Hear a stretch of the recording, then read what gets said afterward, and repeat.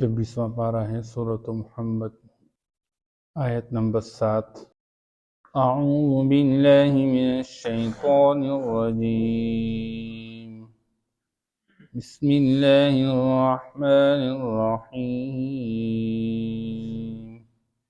یا ایہا الذین آمنوا ان تنصروا اللہ ینصرکم ویثبت اقدامکم۔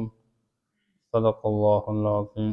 ماقبل اللہ جل شانہ نے ایمان والوں کو حکم دیا کہ جب میدان میں تمہارا کافروں کے ساتھ مقابلہ ہو جائے، آمنا سامنا ہو جائے، تو پھر میدان سے بھاگنا نہیں بلکہ مارو اور ان کے گردنوں پہ مارو، یہاں تک کہ جب تم خوب خونریزی کر چکے اس کے بعد یا تو صورت ہے فدیہ لے کر آزاد کر لو، اور یا بغیر کسی فدیہ کے احسان کر کے آزاد کر لو۔ اس لیے جنگی قوانین کے حوالے سے قیدیوں سے متعلق بھی شریعت اسلام کے مستقل احکام ہے۔ کچھ صورتیں میں نے بتائی تھی۔ ایک صورت اس میں یہ بھی ہے کہ بعض اوقات جب کافروں کو قید کیا جاتا ہے تو ان کے ساتھ قیدیوں کا تبادلہ کیا جاتا ہے۔ تمہارے قیدی ہمارے پاس ہے، ہم دیں گے، لیکن ہمارے اتنے قیدی آپ آزاد کریں گے، فلاں قیدی آزاد کریں گے۔ اس سے قیدیوں کو آزاد کرنے کے حوالے سے جو صورتیں ہیں ان میں سے ایک صورت تبادلے کا بھی ہے۔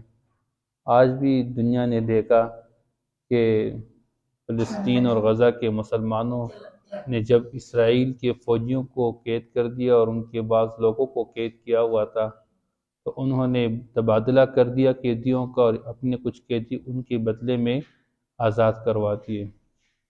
بہرحال یہ اسلامی اصول کے حوالے سے آپ صلی اللہ تعالیٰ علیہ وسلم مستقل جب کسی جماعت کو لشکر کو بھیجتے تھے ہدایات دیتے رہتے تھے، اور امیر کو خاص طور پر سب سے پہلی چیز تقوی کی وصیت کرتے رہتے تھے کہ تقوی کا اہتمام کر لینا، اور فرماتے جہاں پر مسجد ہو، جہاں پر کلمہ پڑھنے والے ہو، وہاں پر جہاد نہیں کرنا۔ اور پھر بات یہ بھی سمجھاتے تھے کہ بچوں کو نہیں مارنا، عورتوں کو نہیں مارنا، کمزور غریبوں، بوڑھوں کو، بڑی عمر والوں کو نہیں مارنا۔ تو یہ آپ صلی اللہ تعالیٰ علیہ وسلم مستقل ہدایات دیتے تھے، مسئلہ نہ کرو، کسی کے کان ناک نہ کاٹ دیا کرو، اس طرح کے حالات آپ صلی اللہ تعالیٰ علیہ وسلم مستقل بیان کرتے ہیں۔ لیکن یاد رکھیں اس حکم کا تعلق وہ پبلک کے ساتھ نہیں، وہ اسٹیٹ کے ساتھ۔ یہ اسٹیٹ کا کام ہے کہ اس طرح کا حکم جاری کرے، تو تب آپ مسلمان اس میں شریک ہوں گے۔ تو اللہ جل شانہ نے فرمایا اس حوالے سے پھر حکمت بیان فرما دی۔ اللہ چاہتے تو کافروں سے براہ راست بدلہ لے لیتے، کوئی ہوا بیچ کے، کوئی پانی میں غرق کرا دے، کوئی فرشتہ بیچ کے، لیکن اللہ بعض کو بعض کے ذریعے سے آزمانا چاہتے ہیں۔ مسلمان کو آزماتا ہے کہ آیا یہ اللہ کے لیے اپنے آپ کو مٹانے کے لیے تیار ہے یا یہ بھاگ رہا ہے میدان سے۔ اس کے ایمان کو آزمایا جاتا ہے، اور کافروں کو بھی آزمایا جا رہا ہے کہ اللہ کی طرف سے تم لوگوں پر اس طرح کے حالات آتے ہیں، آیا ابھی بھی توبہ طائب ہو کر ایمان کی طرف، اسلام کی طرف آتے ہو، یا پھر بھی اپنے کفر پر ڈٹ کے رہے ہو۔ بہرحال اللہ جل شانہ نے شہداء کے لیے خوشخبری سنا دی کہ جو شہید لوگ ہوں گے، اللہ جل شانہ فرماتے ہیں ان کے لیے اللہ جل شانہ کی طرف سے یہ خوشخبری کہ ان کے نیک اعمال بیکار نہیں بنا دیے جائیں گے، اللہ ان کو منزل مقصود تک پہنچا دیں گے، سیہدیہم ویصلح بالہم، اور ان کی احوال کی درستگی کریں گے۔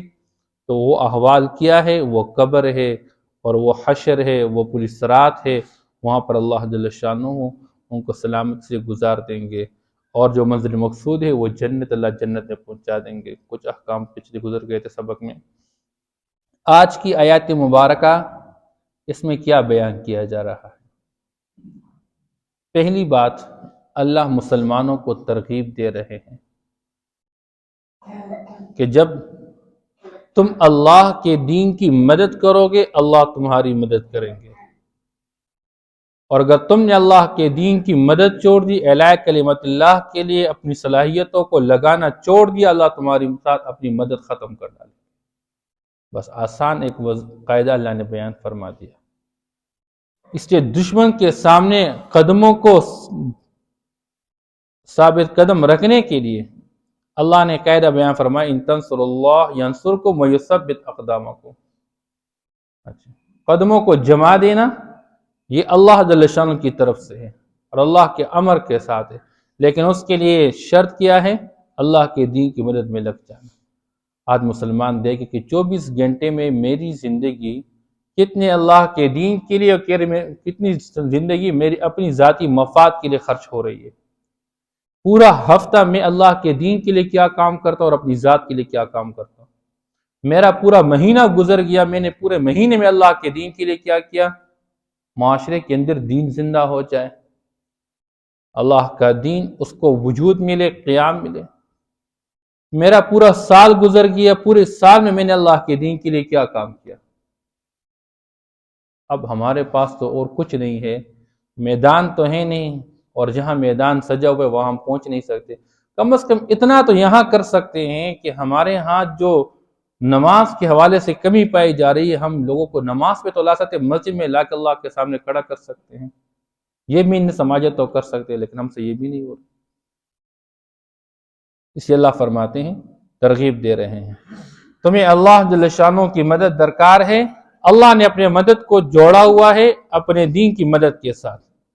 اب اللہ کے دین کی مدد میں لگ جاؤ، اللہ کی مدد تمہارے ساتھ ہوگی. صحابہ اللہ کے دین کی مدد میں لگے رہے، 313 تھے لیکن 1000 پہ بھاری تھے. اور معاشرے نے دیکھ لیا بے سامانی اور ظاہری اسباب کی دنیا میں کمزور. اس لیے آپ صلی اللہ تعالی وسلم فرماتے کہ مسلمانوں کی لشکر اور جماعت 12,000 ہو جائے، یہ تعداد کی وجہ سے کبھی شکست نہیں کھا سکتی. ہاں، اگر شکست کھائے گی تو وہ اپنے اعمال اور ایمان کی بنیاد.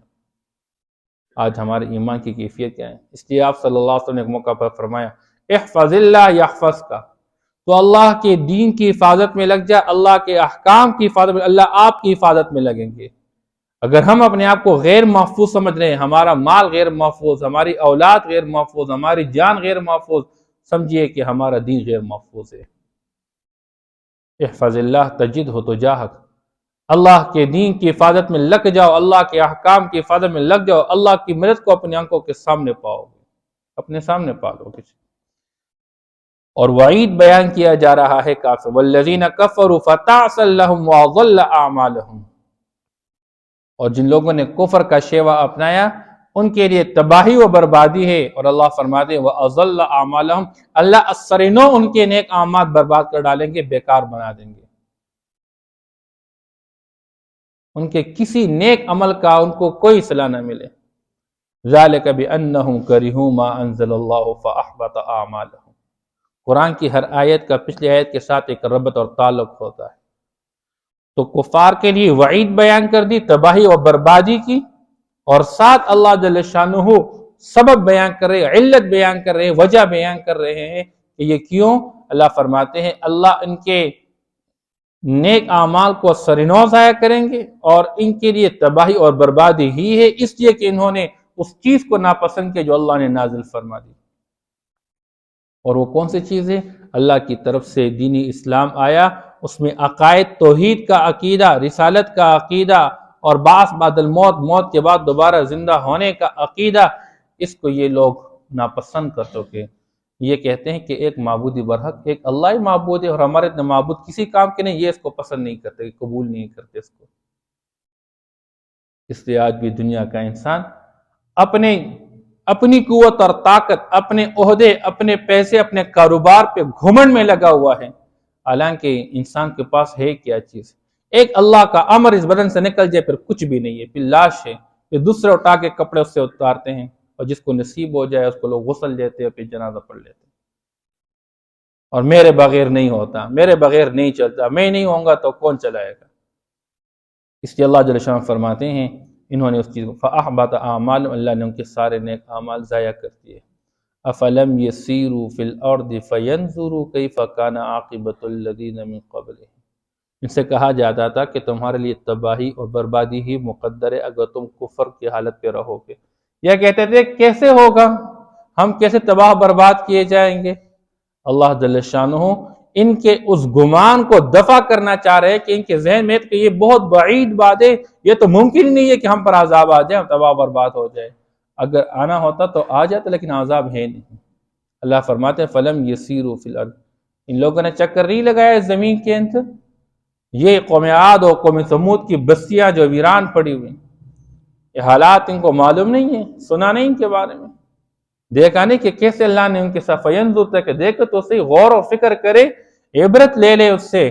کیف کان عاقبۃ الذین من قبلہم، ان سے پہلے ان لوگوں کا کیا انجام رہا جنہوں نے کفر کا شیوا اپنایا، اللہ کے بھیجے ہوئے دین سے انکار کیا، اللہ نے ان کا کیا انجام بنا دیا۔ ان کو ان سے عبرت لینا۔ دمر اللہ علیہم، اللہ نے ان پر تباہی و بربادی ڈال دی۔ کسی پر اللہ نے اوپر سے آگ بیچ دی، کسی کے اوپر اللہ نے فرشتے کو بیچ کے ایک چیخ کے ساتھ کے کلیجے پٹ گئے، کسی پر اللہ نے ہوائیں بیچ دی اور اٹھا کے آسمانوں میں، اور اللہ پاک نے فضا سے نیچے زمین پر مارا اور ایسے ان کے کلیجے پٹ گئے۔ کسی کو اللہ جل شانہ نے زمین کے اندر دھنسا کے، اور کسی کو پانی کے اندر غرق کرا کے تباہ و برباد کر دیا۔ وَلِلْكَافِرِينَ أَمْثَالُهَا، اور کافروں کے لیے اس طرح کے ہولناک واقعات اور حالات ہوں گے۔ جیسے پچھلے لوگوں کو اللہ نے کفر کی وجہ سے تباہ و برباد کیا، یہ لوگ بھی کفر کے تباہ و برباد ہوں گے۔ اور اللہ پاک آگے علت بیان کرنا چاہتے ہیں دونوں فریقین کے لیے۔ ایک طرف مومنوں کے لیے اللہ فرماتے ہیں ہم تمہاری مدد کریں گے، تمہارے قدموں کو جما دیں گے، یعنی تمہیں ہم قوت اور طاقت اور شان و شوکت سے نوازیں گے، ہم تمہیں ان سارے کافروں کے خلاف غلبہ سے نوازیں گے۔ یہ ہماری قوت اور طاقت ہوگی، ساتھ ہمارا امر ہوگا، ہماری مدد ہوگی، جس کا نتیجہ یہ ہو کہ تم غالب آ جاؤ گے۔ اور دوسری طرف کافروں کو اللہ سمجھا رہے ہیں کہ تم تباہ و برباد ہو جاؤ گے، تمہارے لیے تباہ و بربادی ہے۔ کیوں؟ اس سے اللہ فرماتے ذَلِكَ بِأَنَّ اللَّهَ مَوْلَى الَّذِينَ آمَنُوا، یہ اس لیے کہ اللہ جل شانہ کارساز ہے ایمان والوں کا، ایمان والوں کے کام بنانے والا اللہ ہے۔ وَأَنَّ الْكَافِرِينَ لَا مَوْلَى لَهُمْ، اور کافروں کے لیے کوئی کارساز نہیں۔ اس وجہ سے کافروں کے لیے تباہ و بربادی، اور اللہ جل شانہ جس کے ساتھ ہو جائے وہ ہمیشہ کامیاب، اور جو اللہ کا مد مقابل آیا اللہ اس کو تباہ و برباد کر ڈالے گا، اور اللہ سے پوچھنے والا کوئی نہیں، اور اللہ کے مقابلے میں اللہ کے عذاب سے کسی کو بچانے والا کوئی نہیں ہوگا۔ اس لیے کافروں کے لیے انجام تباہی و بربادی ہے۔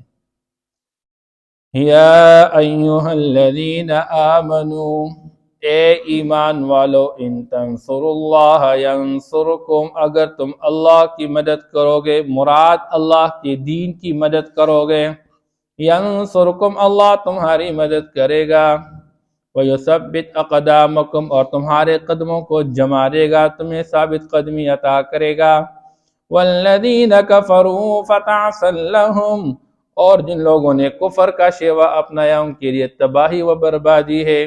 وَأَضَلَّ أَعْمَالَهُمْ، اور ان کے اعمال کو بیکار بنا دے گا۔ ذَلِكَ بِأَنَّهُمْ كَرِهُوا مَا أَنزَلَ اللَّهُ، اور یہ اس لیے کہ انہوں نے ناپسند کیا اس چیز کو جو اللہ نے نازل فرما دی۔